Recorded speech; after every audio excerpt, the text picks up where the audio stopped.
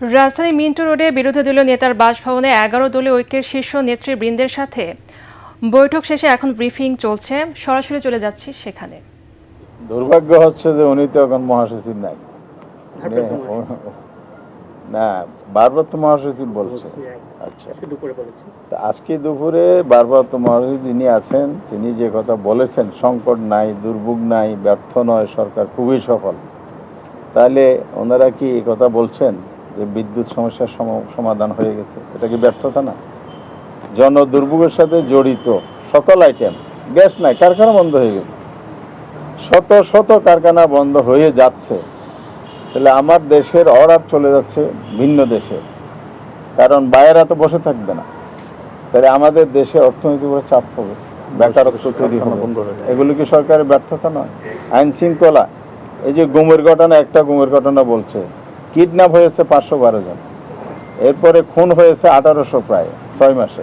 এগুলি ব্যর্থতা না? জনগণের নিরাপত্তা যারা দিতে পারে না, অধিকার যারা নিশ্চিত করতে পারে না, জনজীবনের সাথে রিলেটেড যে সমস্ত সেবা সেগুলো নিশ্চিত করতে পারে না, তাহলে কিসের সফল চলবে?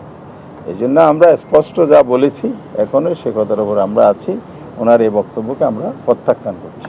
নাহিদ ভাই, একটু সেটা, আমার নাম হচ্ছে মাজহারুল ইসলাম, স্টানিয়াতে কাজ করি। সেটা আগামীকাল যে অধিবেশন শুরু হতে যাচ্ছে, 6 মাসের মধ্যে জুলাই সনদ পাস করার একটা কথা ছিল 180 কর্মদিবসের মধ্যে।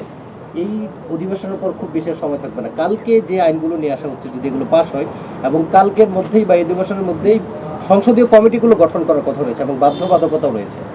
জুলাই সনদ অনুযায়ী বিরোধী দলের 10 থেকে অধিক সভাপতি পাওয়ার কথা, কিন্তু আজকে চিফ হুইপ যেটি বলেছেন, যেহেতু জুলাই সনদ পাস হয়নি এবং যদি পাস হয়, তিনি যদি কথাটা বলেছেন, তাহলে তারা পরবর্তীতে পাইলে পাবে, যদি পাস নয় তাহলে আমাদের কিছু করার নেই। প্রশ্ন হচ্ছে, যেহেতু আপনাদের নাম চাওয়া হয়েছে, যদি জুলাই সনদের ভিত্তিতে না হয়, আপনারা সেই নামগুলো দিবেন কিনা?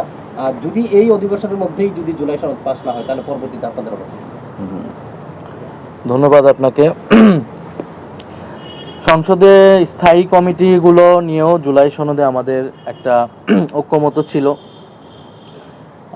যে বিরোধী দল অনেকগুলো কমিটির সভাপতি পাবে, বিশেষত 4টা কমিটি তারা ফিক্সড, বাধ্যতামূলকভাবেই তারা পাবে। তো তারা সেই কমিটমেন্টটাও রক্ষা করে নাই এবং তারা এখন বলতেছে জুলাই সনদ বাস্তবায়ন হলে। তো জুলাই সনদে তো এটা তো কমিটমেন্ট ছিল, জুলাই সনদের যেই অংশগুলো সংবিধান সংস্কার সম্পর্কিত ছিল, সেটা সংবিধান সংস্কার আমরা বলছি, তারা বলছে সংশোধন, সেগুলোর পরে হয়তো সেগুলো নিয়ে সমাধান মানে সুরাহা হতে পারত। কিন্তু এই স্থায়ী কমিটির বিষয়টা তো আসলে সংবিধান বিষয় না, এটা কিন্তু এখনই স্থায়ী কমিটির সভাপতিটা বিরোধী দলকে দিয়ে দেওয়া উচিত ছিল।